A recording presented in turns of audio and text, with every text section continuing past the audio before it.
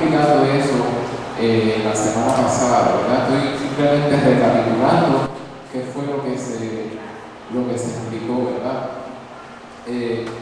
Y dentro de ese punto nos quedamos en que vamos a hablar sobre la blasfemia contra el Espíritu Santo y qué es lo que significa, ¿verdad? Porque estábamos hablando de factores que limitan o detienen la manifestación del Espíritu. Y entonces teníamos, ¿verdad?, en agenda hablar sobre lo que significa la blasfemia contra el Espíritu Santo y que es considerado como el pecado imperdonable. ¿Cuántos han escuchado de eso, verdad? El único pecado que no tiene perdón. Entonces vamos a hablar de eso, vamos a ir a cuál es el contexto bíblico de qué es lo que significa ese texto, ¿verdad?, del pecado que no tiene perdón y que es la blasfemia del Espíritu Santo. Primeramente, vamos a definir qué quiere decir blasfemia. ¿Alguien sabe? ¿Alguien sabe qué quiere decir blasfemia? La palabra.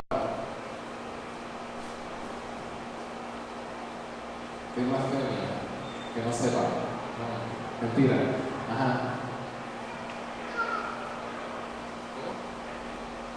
Mentir. No, mentir no es la definición de blasfemia. No es la mentira como tal.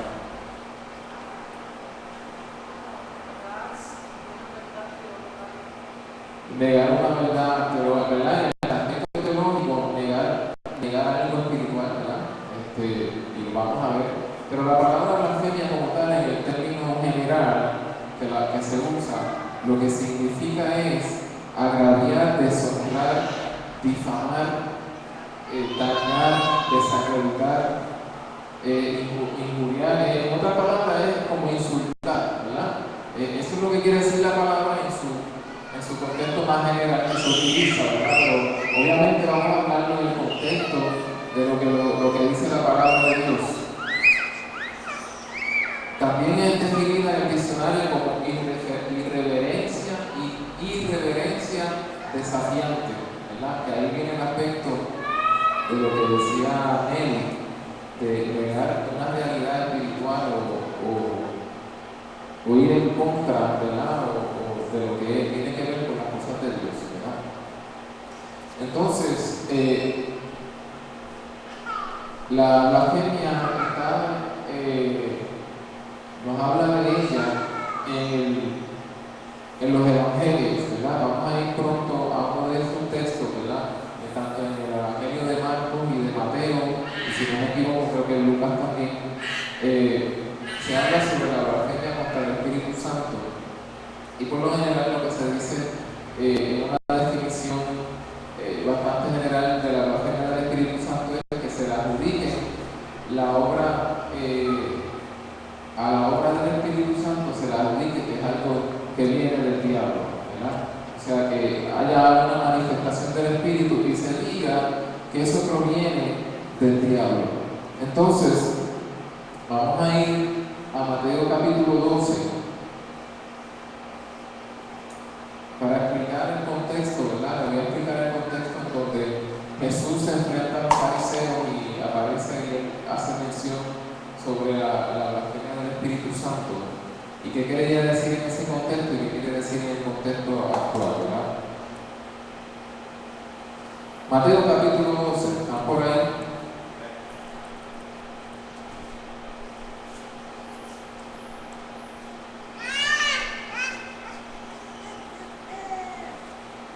Ok, antes de leer, ¿verdad?, le voy a dar un pequeño trasfondo para que usted pueda comprender las cosas que Jesús hacía, como los milagros, la expulsión de demonios, las sanidades.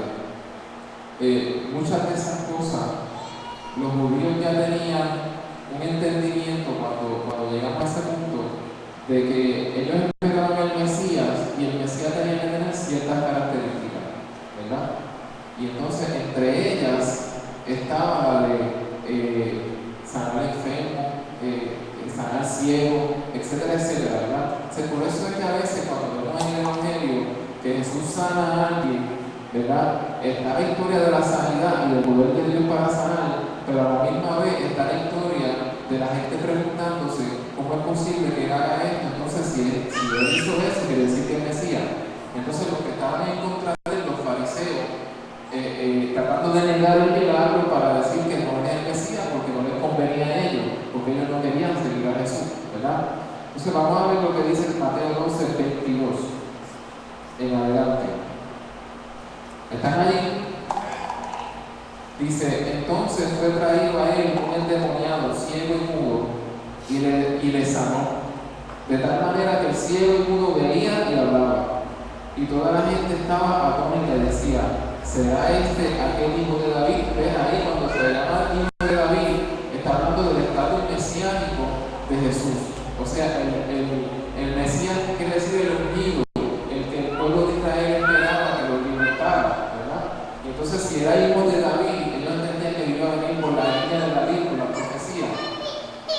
Entonces dice: mas los fariseos, ¿verdad?, los que estaban en contra, ¿verdad?, al oírlo decían: este no echa fuera los demonios, sino por Beelzebú, príncipe de los demonios, ¿verdad? Aquí ya ellos comienzan a negar el estatus mesiánico de Jesús, ¿verdad? Buscan una excusa, un pretexto y dicen: no, eso no es de Dios, eso es del diablo, para no reconocer que quien tenían ante sí era el Mesías, ¿ok? ¿Estamos entendiendo? Dice: sabiendo Jesús los pensamientos de ellos, les dijo: todo reino dividido contra sí mismo es asolado, y toda ciudad o casa dividida contra sí misma no permanecerá. Y si Satanás echa fuera a Satanás, contra sí mismo está dividido, ¿cómo pues permanecerá su reino?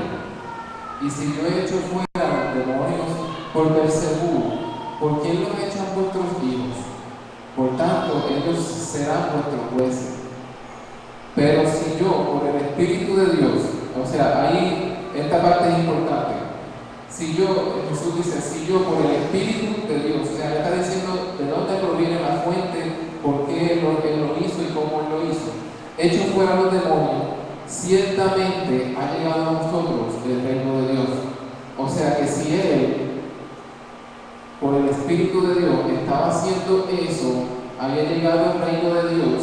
Y por consecuente, si llegó el reino de Dios y uno que por el Espíritu de Dios hacía esas cosas, ¿quién era?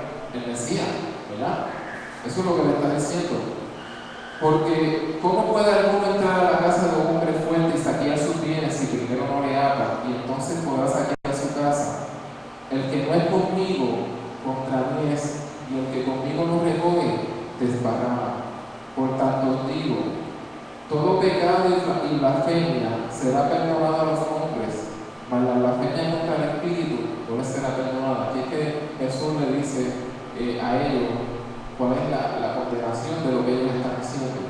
Y dice: a cualquiera que dijera alguna palabra contra el Hijo del Hombre le será perdonada, pero el que hable contra el Espíritu Santo no le será perdonada, ni en este siglo ni en el venidero, ¿verdad? Aquí les está diciendo lo siguiente: ustedes me están viendo a mí como un ser humano, ¿verdad? Y yo puedo entender, ¿verdad? Vamos a poner así como si yo fuera Jesús, ¿verdad? Yo puedo entender que ustedes me vean como un ser humano y puedan negar a un ser humano igual que ustedes. Pero cuando es obvio que lo que está pasando viene del Espíritu Santo, ustedes pueden hablar de todo lo que ustedes quieran de Jesús el hombre, pero cuando el Espíritu Santo se manifiesta y ustedes no lo creen, para negar que soy el Mesías, entonces estas son las consecuencias, no van a tener perdón, ¿verdad? Dice: o hacer, y dice: no será perdonado ni este siglo ni en el venidero, o hacer el árbol bueno y su fruto bueno, o hacer el árbol malo y su fruto malo, porque por el fruto se conoce el árbol. Generación de víbora, ¿cómo podéis saber lo bueno si siendo malos? Le pregunta Jesús a los fariseos. Porque de la abundancia del corazón habla la boca. El hombre bueno del buen tesoro del corazón saca buenas cosas, y el hombre malo del mal tesoro saca malas cosas. Mas yo os digo que toda palabra ociosa que hablen los hombres, de ella darán cuenta en el día del juicio. Entonces aquí está diciendo a esta gente: mira, ustedes ustedes no tienen ningún tipo de discernimiento espiritual. Ustedes son malos. Dice, generación de liberal. Jesús se pasó diciendo a los fariseos, ustedes son unos hipócritas y todo lo demás, ¿verdad? Ustedes recuerdan eso. Y ustedes no tienen nada bueno que dar como para estar hablando de esto, ¿verdad? Entonces dice, por tus palabras serás justificado y por tus palabras serás condenado. Entonces, algunos de los escribas y de los fariseos diciendo, maestro, deseamos ver señal de ti. ¿Usted puede creer eso?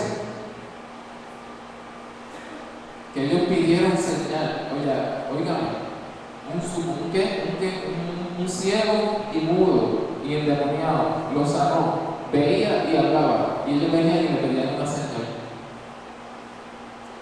Están viendo cuál era la condición de los fariseos, y él está diciendo, ustedes son malos, ustedes son una generación de víboras, ustedes no entienden, ustedes están ciegos, ¿verdad?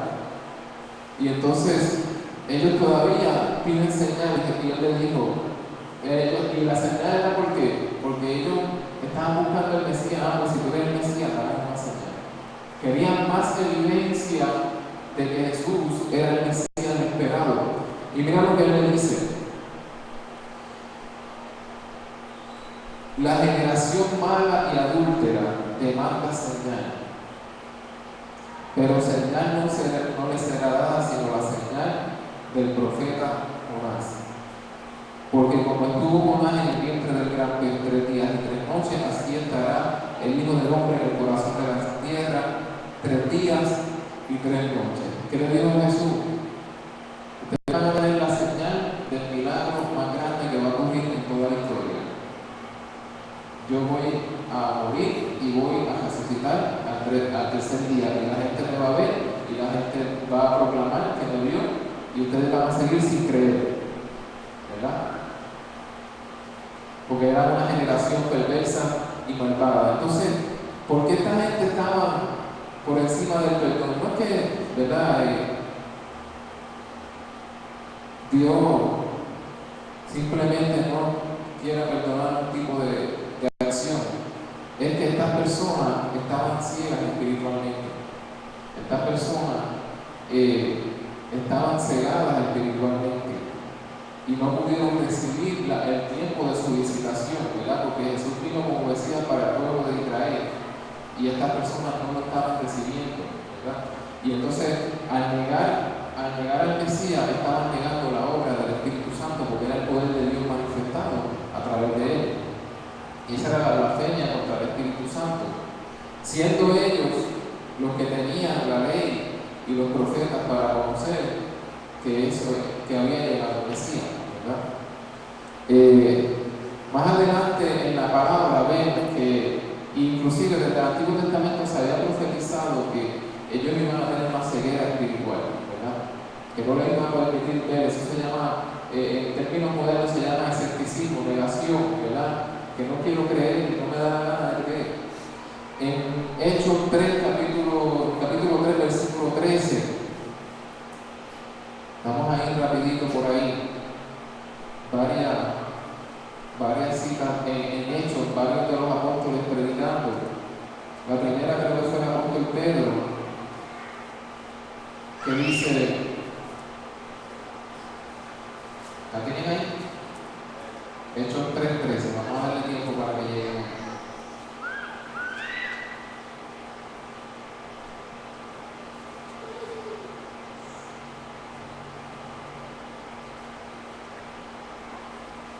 ¿Estamos? 3:13 hasta el 20 dice: el Dios de Abraham, de Isaac y de Jacob. Este era Pedro predicando a los judíos recién habiendo recibido el Espíritu Santo, que es el tema. Después del Pentecostés, del desarrollamiento del Espíritu, Pedro se levantó y predicó a los judíos, a todos los que estaban, ¿verdad? En Jerusalén en ese momento. Dice: el Dios de Abraham, de Isaac y de Jacob, el Dios de nuestros padres, ha glorificado a su Hijo Jesús, a quien vosotros entregasteis y negasteis delante de Pilato cuando éste había resuelto ponerle en libertad. Mas vosotros negasteis al santo y al justo. Ellos estaban en negación, negaron a Jesús. Y y pediste que se hundiese un homicida y matasteis al autor de la vida, a quien Dios ha resucitado de los muertos, de los cuales nosotros somos testigos. Y por la fe en su nombre, a este que vosotros veis y conocéis, le ha confirmado su nombre, y la fe que es por él ha dado a esta completa sanidad en presencia de todos vosotros. Mas ahora, hermanos, sé que por ignorancia lo habéis hecho, como también vuestros gobernantes, pero Dios ha cumplido así lo que había antes anunciado por boca de su profeta, que Jesucristo había de padecer. Así que arrepentíos y convertíos para que sean burlados nuestros pecados, para que venga la presencia del Señor, quien puede dar refrigerio, y él envíe a Jesucristo, que os fue antes anunciado. O sea, está hablando con esa gente, esos mismos que dijeron crucifícalo, ¿verdad? Esos mismos que dijeron crucifícalo, y él está diciendo, esto estaba profetizado que iba a pasar, pero ahora arrepiéntanse, ¿verdad? Entonces, ¿qué sería la blasfemia contra el Espíritu Santo para esa persona? Ellos lo vieron, lo mandaron a crucificar, supieron que resucitó, los apóstoles le predicaron, le están diciendo arrepiéntete, y algunos se arrepintieron y recibieron al Señor, pero otros no. ¿Por qué no se les va a perdonar? Porque estaban tan enajenados y tan negación y en tal escepticismo que no querían aceptar el estatus de hijo de Dios de Jesús, y que no querían aceptar la obra del Espíritu Santo, por más que vieran lo que vieran. Pues entonces no había perdón para ellos, porque si no se arrepienten no hay perdón, ¿verdad? En Hechos 7:48, Hechos 4 capítulos más adelante, Hechos 7:48.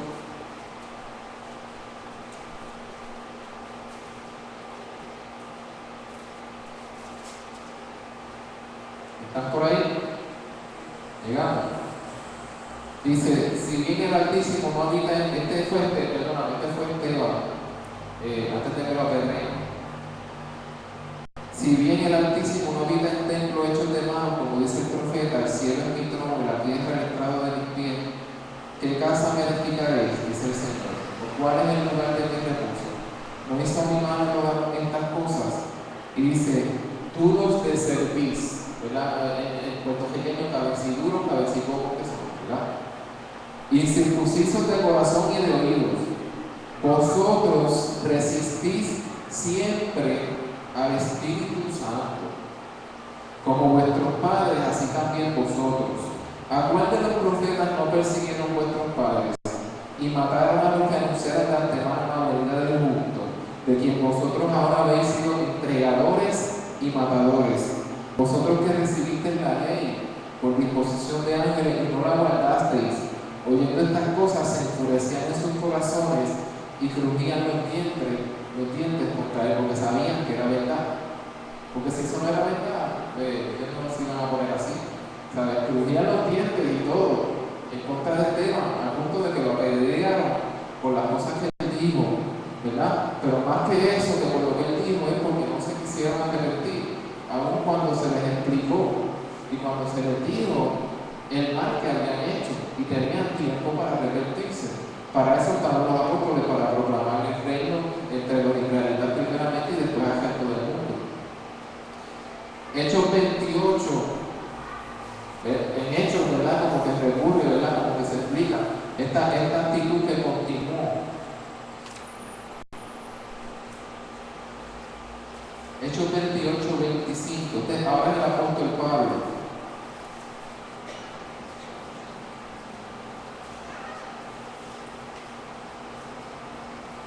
¿Están ahí? Casi a lo último de Hechos. Yo creo que ya es lo último. Dice, y como no estuviesen de acuerdo entre sí, al retirarse, les dijo Pablo esta palabra: bien habló el Espíritu Santo por medio del profeta Isaías a nuestros padres, diciendo: ve a este pueblo y diles, de oído oiréis y no entenderéis, y viendo veréis y no percibiréis. Y van a ver el Mesías y van a ver un milagro, y no les iba, ¿sabes? Se les iba a pasar por encima de la cabeza. porque el corazón de este pueblo se ha engrosado, y con los oídos oyeron pesadamente, y sus ojos han cerrado, para que no vean con los ojos y oigan con los oídos, y entiendan de corazón y se conviertan, y yo los sané.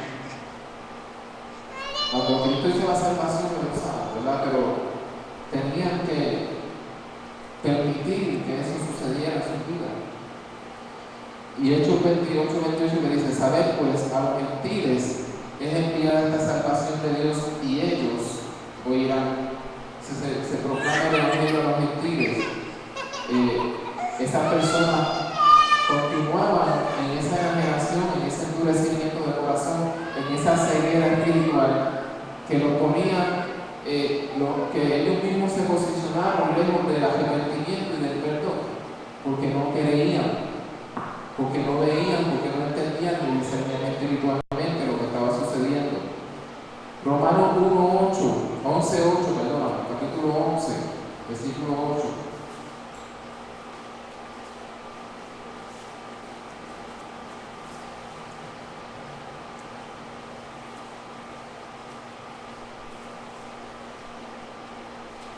¿Estamos ahí? Un poquito más para adelante. ¿De hecho está aquí? ¿O más? Como que se la puse en orden, ¿verdad? ¿Están ahí? Como está escrito: Dios le dio espíritu de estupor, ojos que no vean y oídos que no oigan hasta el día de hoy. Y David dice: se ha vuelto su confite en trampa y en tropezadero y en retribución. Se han endurecido sus ojos para que no vean, y agobian en la espalda para siempre, ¿verdad? Es un endurecimiento de corazón, una ceguera espiritual que estaba profetizada sobre ese pueblo, ¿verdad?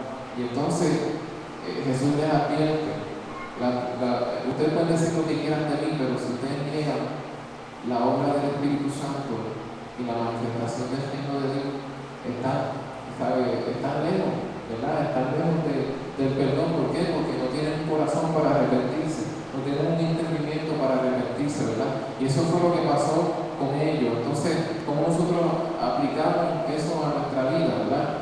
Cuando una persona está en esa posición de que cualquier cosa que venga del Espíritu, ellos no quieren creer y quieren decir que cualquier otra cosa, y lo niegan y se burlan de lo que Dios hace, y tienen un corazón endurecido y tienen una mente cegada, por más que se lo expliquen, no entienden, ¿verdad?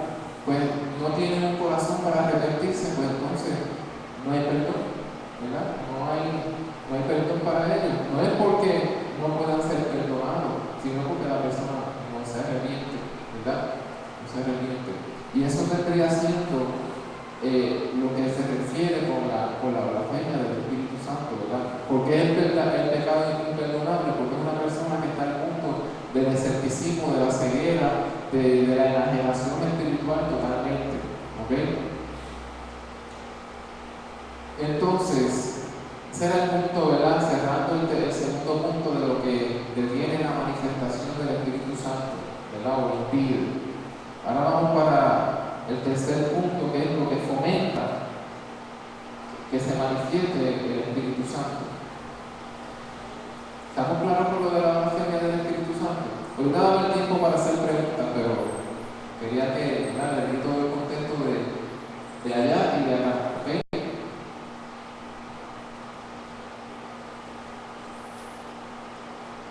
No sé si algunos tienen el estudio, ¿verdad? En la página 4, que es lo último, dice: de la misma manera que existen actitudes negativas y posiciones erráticas que impiden al creyente manifestar el poder y la vida del Espíritu, existen actitudes proactivas y posiciones adecuadas que fomentan la manifestación del Espíritu tanto de manera individual como corporativamente como iglesia, ¿verdad? O sea, tanto hay cosas que mencionamos en la clase pasada, ¿verdad? Como la ignorancia, déjame buscarlas aquí. Hablamos de la ignorancia, de la inmadurez, de la falta de fe, de la falta de amor, de la indiferencia, de la contienda, el chisme, la falta de unidad. Y lo que hablamos hoy del escepticismo extremo hasta lo último, ¿verdad? Son cosas, actitudes y posiciones, ¿verdad?, mentales y espirituales de una persona que no permiten que se manifieste el Espíritu Santo, ¿verdad? Por el contrario, hay actitudes, hay posicionamiento espiritual que te permite manifestar el Espíritu Santo en la vida, ¿verdad? Y tanto en la vida tuya como persona, en tu diario vivir, como en la vida de la iglesia como cuerpo. Lo contrario de contristar, ¿verdad? Porque hablábamos de cuando yo contristé al espíritu, ¿verdad? Lo contrario sería alegrar o dar gozo. Y lo contrario de apagar, ¿verdad? Que dice no apaguéis el espíritu, pues es encender. O sea que si hablábamos de las cosas que apagaban y contristaban el espíritu, ahora vamos a hablar de las cosas que le dan alegría y que encienden el espíritu, ¿verdad? Pero yo les expliqué también que eso es como nosotros lo percibimos acá, ¿verdad? Porque el espíritu no lo puede ni pequeñecer ni engrandecer, ¿verdad? Ni guardarlo en una gaveta ni sacarlo cuando tú quieras, ¿verdad? El Espíritu Santo es trascendente, es soberano, ¿verdad? Pero cuando nosotros no estamos sintonizados, somos nosotros los que percibimos que no está la vida del Espíritu ahí. O como si el espíritu estuviera contristado, en una figura del lenguaje, estuviera triste, deprimido, pero no es que Dios se va a deprimir, ¿verdad? Es que nosotros lo vamos a percibir de esa manera como seres humanos, ¿verdad? Entonces, cuando una vida o una congregación está en esa frecuencia espiritual sintonizada, se manifiesta el gozo, y con gozo y efervescencia, ¿verdad? ¿Sabes lo que quiere decir efervescencia? ¿Sabe? Cuando usted haga una Coca-Cola y ¿verdad? Cuando se habla de algo que es vivo, alegre, pues se habla de la efervescencia, ¿verdad? Hace tiempo que no tomo Coca-Cola, así que la gloria al Señor para eso, por eso, pero lo uso ustedes me entienden, lo uso de ilustración. No es únicamente un aspecto musical o emotivo, o sea, no es solamente en la música de la iglesia que es bien alegre o algo así, o que hay muchas emociones envueltas, eso sí es parte, ¿verdad?, de cómo se manifiesta, pero no solamente en eso, sino en toda área y función que se lleva a cabo en la iglesia y en tu vida, transmite la demostración del poder y la vida abundante de Cristo, ¿verdad? Cuando tú estás sintonizado con el Espíritu, todo lo que tú haces, ¿verdad? Todo lo que se hace en la iglesia, pues, ¿verdad? Porque la gente dice, wow, la iglesia, esa iglesia tiene una música así, bien hyper, así, tú sabes, es una iglesia avivada. Bueno, sí, pero no es solamente eso, ¿verdad? O hacer unos cultos que se me dan los puños y bueno, y todo el mundo llora, y todo el mundo se ríe, y ok, sí, pero no es solamente eso, es que en toda área de todo lo que se hace, acuérdense que el Espíritu es uno con usted y en todo lo que tú hagas se puede manifestar, ¿verdad? En cómo tú trabajas con tu familia, cómo tú trabajas en tu trabajo, cómo tú estudias, todo, tú sabes, todas las cosas, en la iglesia cómo se evangeliza, todas esas cosas.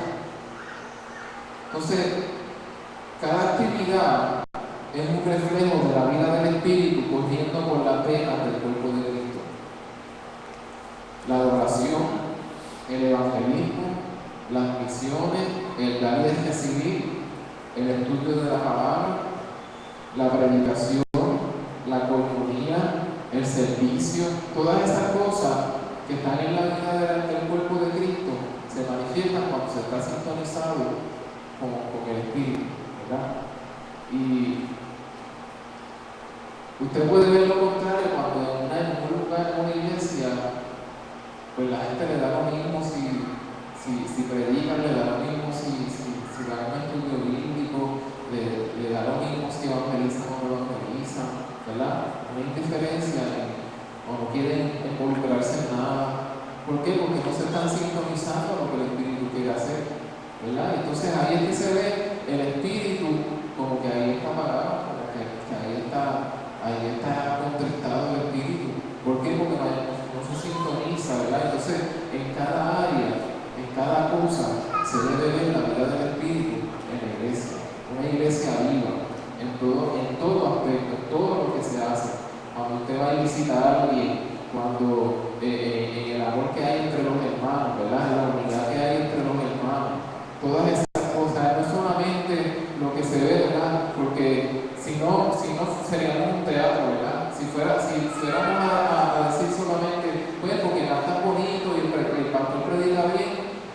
iglesia está llena del Espíritu.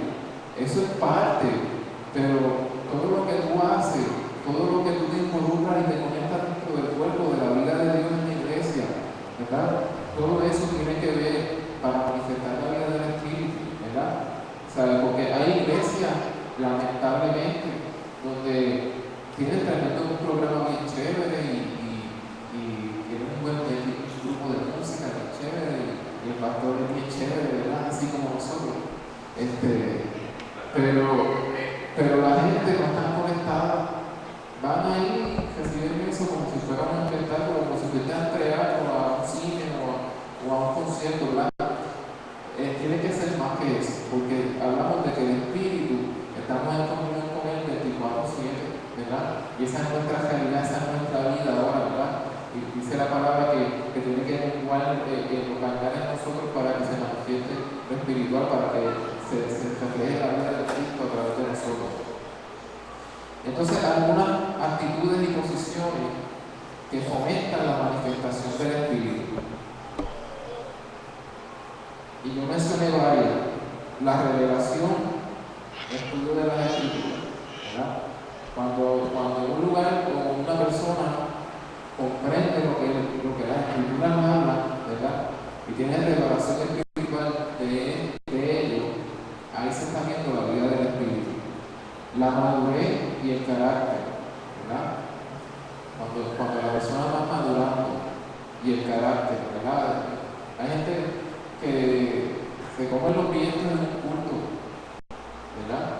Alzan las manos, brincan, saltan, bueno, si tienen que imponer manos, imponen manos, pero su vida, el efecto de su vida es un desastre, de una inmadurez, pues ahí como que falta, ¿verdad?, fomentar esa parte. O sea, no podemos resaltar una cosa y dejar la otra atrás.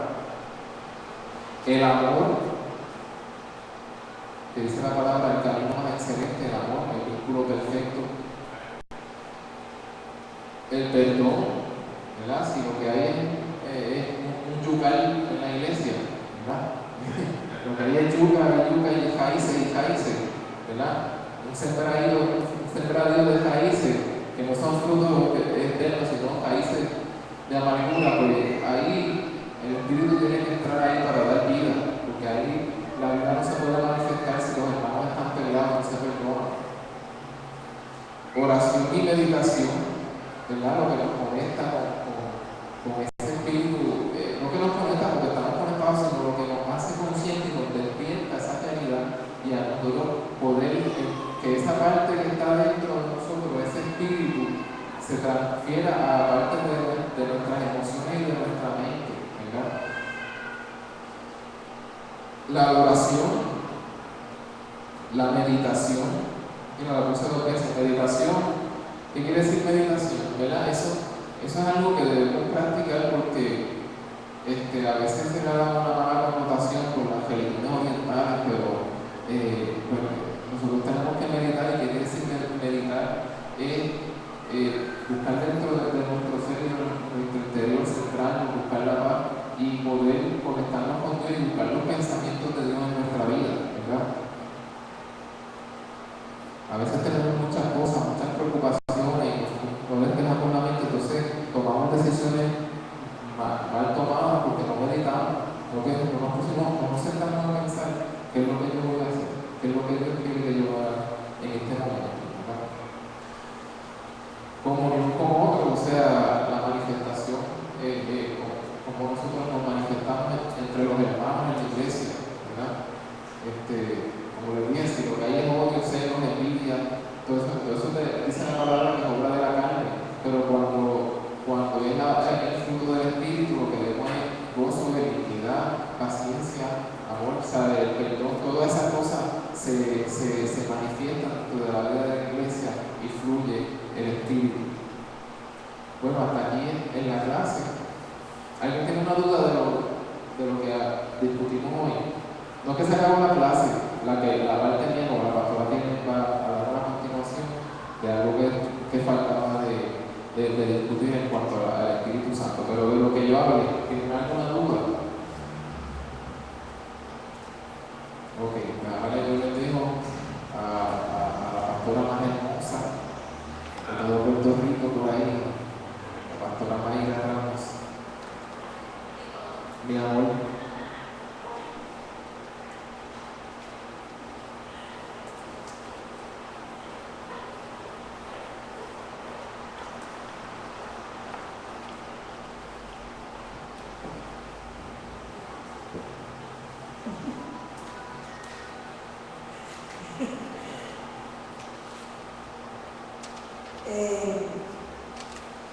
tienen preguntas sobre lo que se ha dado, alguna duda sobre lo que se ha dado en las tres clases. Las tres clases tienen papel. ¿Hay alguien que no tenga el papel de alguna de las clases? Si usted no lo tiene, me avisa. ¿Cuál te falta, India? La primera, la segunda.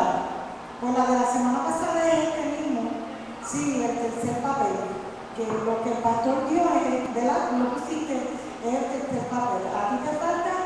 Marco, mira a ver si detrás de la silla está el estudio de la primera parte, que debe estar allí. La intención de esta clase, ya son las 9, pero los jóvenes van como en 5 o 10 minutos. La intención de esta clase del Espíritu Santo es que nosotros podamos entender que a nosotros se nos fue prometido en la palabra un consolador, que luego que Jesús se fue, nos prometió que el Padre nos enviaría otro consolador, que es Él, la primera parte. Y ese consolador vendría a morar en nosotros y nuestra vida sería otra, transformada precisamente por la presencia del Espíritu Santo en nuestra vida. La vida en Cristo es una vida diferente por causa de ese Espíritu, el Espíritu de Él, su presencia, su esencia en nosotros. Entonces, pues, nosotros tenemos que aprender esto porque si algo que ha quizás preocupado en estos tiempos es precisamente que la iglesia no esté viviendo y no esté manifestando la presencia de Dios, no esté viviendo a la altura del Dios que mora dentro de cada uno de nosotros. La iglesia tiene que ser una iglesia viva, tiene que ser una iglesia poderosa y tiene que ser una iglesia funcional, que funcione como un cuerpo, que manifieste unos atributos y unas cualidades sobrenaturales aquí en la tierra, precisamente por causa de la presencia sobrenatural de Dios que habita en nosotros. ¿Me sigue? Y entonces, pues, muchas veces eso no sucede y no se manifiesta porque no tenemos claro o no hemos entendido completamente quién es el Espíritu Santo, qué es lo que hace en cada uno de nosotros. Y la intención de este tema es de que comencemos a manifestar, a ser transformados conforme a esa imagen, a esa semejanza del Dios que vive en nosotros. Amén. Entonces, pues por último yo quiero mencionar rápidamente en 1 Corintios capítulo 12, quiero considerar esos primeros versículos que habla allí de lo que el Espíritu Santo hace en el cuerpo de Él, en la iglesia. ¿Qué es lo que el Espíritu hace? Tanto de manera individual como a nivel colectivo. 1 Corintios capítulo 12, del 1 al 8. 1 Corintios, el capítulo 12, del 1 al 8. La primera versión que voy a estar usando es la nueva versión internacional. Yo lo digo porque si usted tiene otra versión de la palabra, puede que algunas palabras varíen, pero significa lo mismo. La nueva versión internacional lo único que hace es que expone unas palabras más sencillas, o utiliza otras palabras que sean más sencillas para nuestra mejor comprensión de lo que dice el texto. El apóstol Pablo dijo lo siguiente: y en cuanto a los dones espirituales, no quiero, hermanos, que ignoréis. Sabéis, en esta versión es la Reina Valera. Sabéis que vosotros erais gentiles, llevados como se llevaba a los ídolos mudos. Por tanto, os hago saber que nadie que hable por el Espíritu de Dios llama a anatema a Jesús, y nadie puede llamar a Jesús Señor, sino por el Espíritu Santo. Ahora bien, hay diversidad de dones, pero el mismo Espíritu es. Y hay diversidad de misterios, pero el mismo Señor. Y hay diversidad de operaciones, pero es el mismo Dios el que hace todas las cosas en todo. Pero a cada uno le es dada la manifestación del Espíritu para provecho. Porque a la verdad, a este dado el Espíritu, perdónenme, hasta el 7, lo vamos a dejar hasta el 7. Voy a leer otra versión que es la más sencilla, que dice así. Y en cuanto a los dones espirituales, hermanos, quiero que entiendan bien este asunto. Ustedes saben que cuando eran paganos, se dejaban arrastrar hacia los ídolos mudos. Por eso les advierto que nadie que esté hablando por el Espíritu de Dios puede maldecir a Jesús, ni nadie puede decir Jesús es el Señor, sino por el Espíritu Santo. Ahora bien, hay diversos dones, pero un mismo Espíritu. Hay diversas maneras de servir, pero un mismo Señor. Hay diversas funciones, pero es un mismo Dios el que hace todas las cosas en todo. A cada uno se le da la manifestación especial del Espíritu para el bien de los demás. Amén. Entonces, lo que quiero recalcar es un punto que yo he mencionado en varias ocasiones, es que Pablo le enfatizó a la iglesia que él no quería que ignoraran acerca de los dones espirituales. En otras palabras, él le está diciendo a la iglesia, ustedes no pueden pasar por alto de que hay unos dones espirituales que se le dio a la iglesia para que ustedes los manifiesten. O sea, que Dios le dio unos regalos con unas facultades, unas habilidades espirituales sobrenaturales, y no podemos ignorar ese asunto. ¿Me siguen? Entonces, luego está compartiéndole, ¿verdad?, el antes y el después. Cuando ustedes le servían a los ídolos, ¿verdad?, que eran mudos, ustedes que tenían una creencia muerta, pero ahora ustedes tienen, son una iglesia viva. Entonces el Espíritu de Dios se manifiesta a través de ustedes. Ahora dice, hay diversidad de dones. Y dones, la palabra que se utiliza en griego es carisma. Carisma lo que significa es un regalo, una facultad espiritual que proviene de Dios. Eso es importante que usted lo entienda. Carisma. Carisma, CH con H, carisma, lo que significa es una facultad espiritual, sobrenatural, un regalo, es algo que no proviene de Dios. Ese don espiritual, un don espiritual, significa que no es tuyo. Tú lo puedes hacer porque el Espíritu que está en ti te habilita para hacerlo. ¿Me sigue? El Espíritu que está en ti te da la habilidad, te da facultad, te da la capacidad para hacerlo. No es tuyo. No es tuyo en el sentido de que no proviene de ti. Sale de ti por el Espíritu que está en ti. Se manifiesta a través de ti por el Espíritu que está en ti. Por ejemplo, cuando tú oras con un enfermo y sana es porque Dios lo sanó a través de ti. ¿Ves? Porque Dios lo sanó, no porque tú tengas el poder para sanar, capacidad tuya. Tú sí tienes el poder para sanar a otro. Escúchame bien lo que estoy diciendo. Tú tienes el poder para sanar a otro, pero ese poder te lo otorgó Dios. No es una capacidad tuya, no es una capacidad terrenal, no es una capacidad humana, es espiritual y es sobrenatural. ¿Me sigue? Lo otro que menciona este verso, es la diversidad del ministerio. La diversidad del ministerio y la palabra que se utiliza en el original griego para ministerio es diaconía. Y ahí es donde viene la palabra diácono. Pero la palabra que en el original griego para ministerio es diaconía. Y lo que significa diaconía es un trabajo, un oficio, un servicio. Algo que tú prestas, un servicio, algo que tú haces. ¿Me sigue? De la Biblia está diciendo que hay diversos dones en el cuerpo, carisma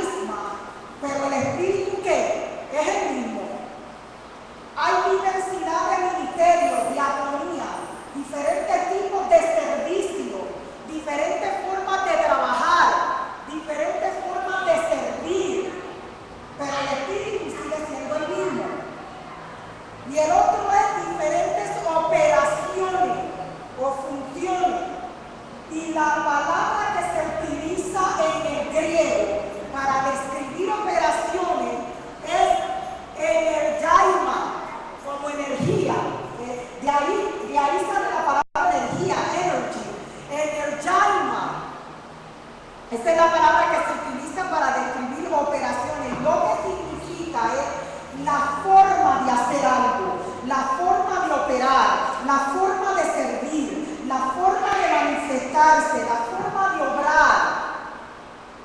Hay diversidad de formas de operar. Por eso es que no podemos encajonar a Dios a que Él hace las cosas de esta forma, porque Dios opera como Él quiere.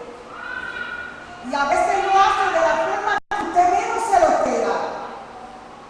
A veces lo hace de la forma que usted menos se lo estaba esperando y Dios obró. Y Dios operó. Usó a quien menos usted esperaba. A veces usted espera que venga un profeta y viene Dios y usa un niño de 3, 4, 5 años. Porque son diferentes formas, pero el Espíritu sigue siendo el mismo.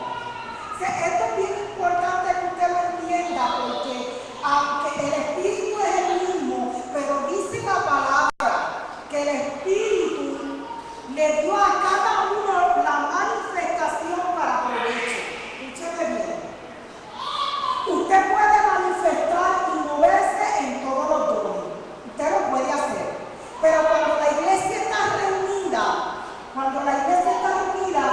viene el Espíritu y reparte a cada cual conforme a la necesidad, y viene y usó a Milagro en el don de sanidad, y usó a Aira en el don de milagro, y usó a María en el don de fe, y usó a Esperi en el don de servicio, y repartió. Cada cual se manifestó de forma diferente para provecho de otro, para provecho del cuerpo. ¿Me sigue? Eso no quiere decir que a uno se le dé un don y a otro no. Usted puede manifestar todos los dones en algún momento dado, pero no siempre va a manifestar el mismo don, porque es que Dios hace como Él quiere. Entonces la operación, Él tiene forma de usarte de acuerdo a la necesidad de otro.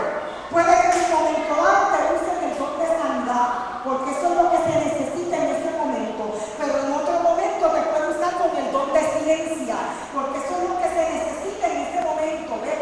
El Espíritu reparte conforme la necesidad, reparte la manifestación a todo para provecho de todo. ¿Me sigue?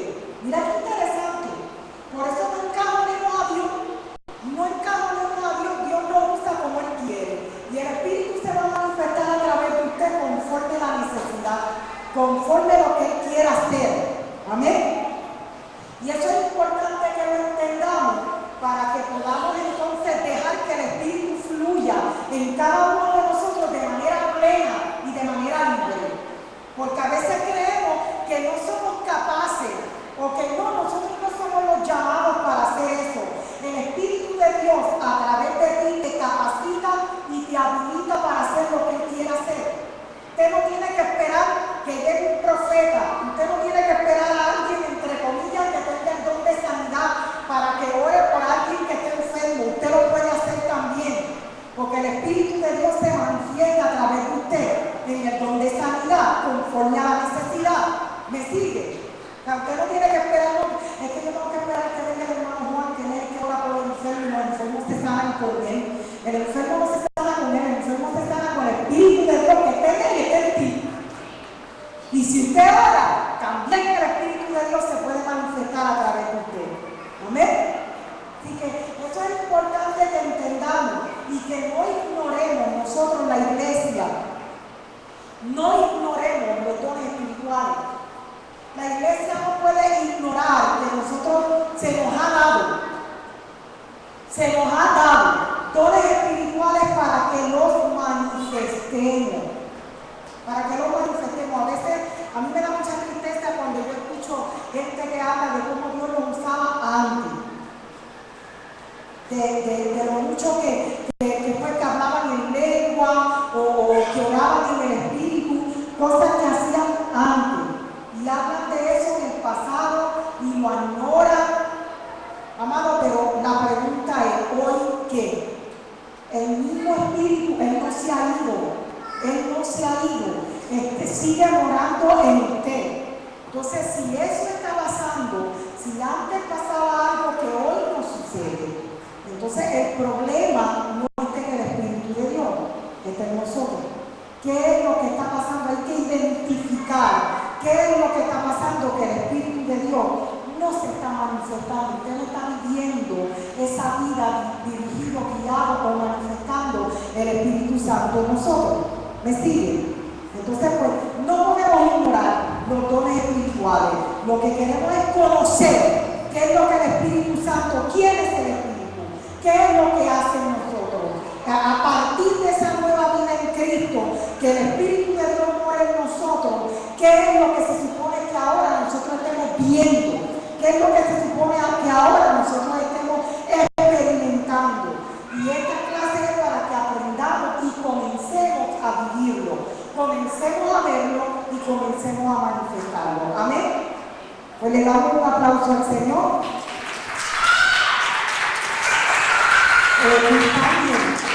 Y le puedo decir que bajen. Aleluya. Qué bueno es el Señor.